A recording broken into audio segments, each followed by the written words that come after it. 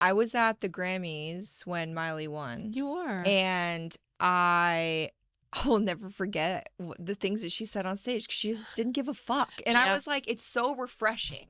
It's so refreshing to see it because she doesn't care. No, she doesn't. But, the switch of people's opinion about her was insane to me. Insane. Because I've loved her since the beginning, and I'm not like a cookie cutter, follow the rules type girl. Mhm. So I've always loved her. But I think when people saw how truly talented she is and honest and just doesn't give a fuck, I love that people are finally understanding that, Me even though too. it shouldn't have taken so long. It's for so, sure. I mean, yeah, we were saying, like, I just feel like you were saying about the bong, Yeah. and how people were all up in arms about that, and now nobody would care. Yeah. I feel like that was a lot of the time with Miley. Like, Yeah. people were very upset at things that she did, and now, Yeah. Well, we even like for example, like Sabrina Carpenter's tour.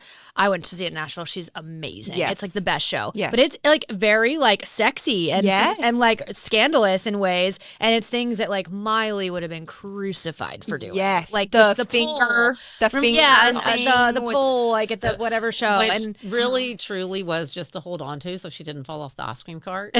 I mean, like, It's yeah. Yeah. And now it's like, Yes. oh, well, Sabrina's doing the Eiffel Tower sex position, and it's, everyone loves it and it's entertaining. And I mean, don't get me wrong, I love it. I love Yeah. Sabrina, but it's hard for me as a sister to be like, well, if my sister had done course. that, I should have been crucified. You know what's funny is I actually just put it together too that Sabrina was also a Disney kid. Yeah.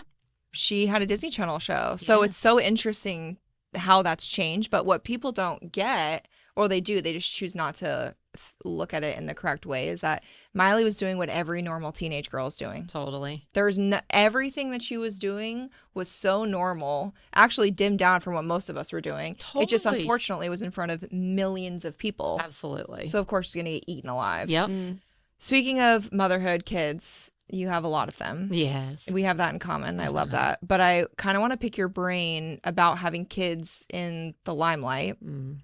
It's obviously different now with social media because it's very either loved or hated, like taboo. Even if I share family photos, people want me to put emojis over my kids' faces and I just want to show them and, But what's your thought on that? I feel like it's shifted a lot. Obviously, Miley's a celebrity and it's different with social media influencers. But when I was a kid, that was my dream. I wanted to sing and act, and I did plays. And my mom said, I will not have a famous kid. I don't want to ruin your childhood. That's what she said, Yeah. But I think she just maybe expected the worst. Yes. How was it having kids that were in the industry, especially at such a young age? And what's your thoughts on it now? You know what? Molly needed an outlet. Mm-hmm. And she was always, from the time she was very little, like she was singing and dancing and trapping people in rooms so she could perform for them. And like it was just in her, every ounce. And so it wasn't like kind of intentional almost for Molly to go into the business. She actually came out to LA with a friend who her family came out every year for pilot season. Okay. And so she just came out here with one of our friends, a family friend. And you guys were in Nashville. Yeah, we were in Nashville, and it kind of just happened. Yeah. Molly went into their agency. They loved her. And all of a sudden, my friend called and said, since she's here, do you care if she auditions?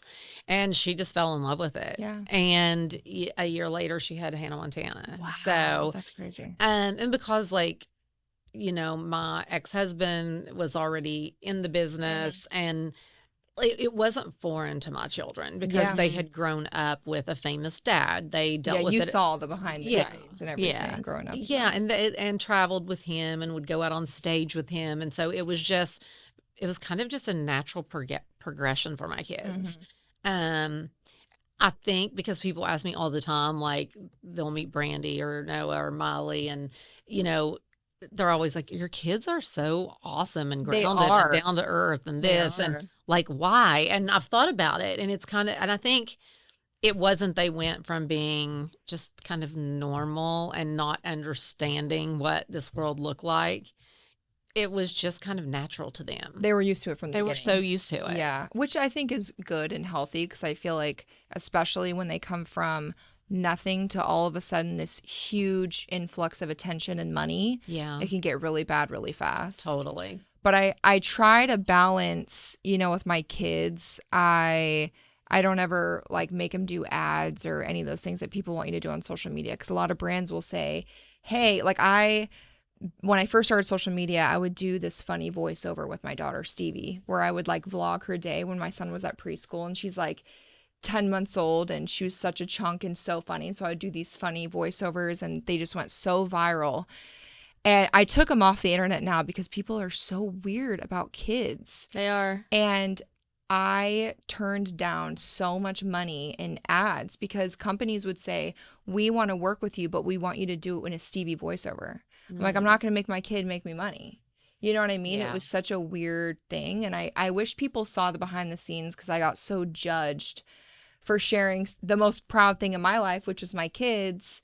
And they didn't realize that I had no intention of ever using my kids for money or attention. Yeah. It was just, I was just wanting to share them and brag about them because I'm their mom. Yeah, Yeah. I do think a lot of kids, like in the industry, I mean, once again, like, a lot of, I don't want to look down on other people in the way that they've done this with their children and in the business.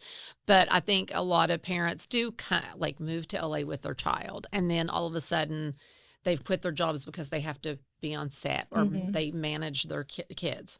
I've managed Miley since the day she started.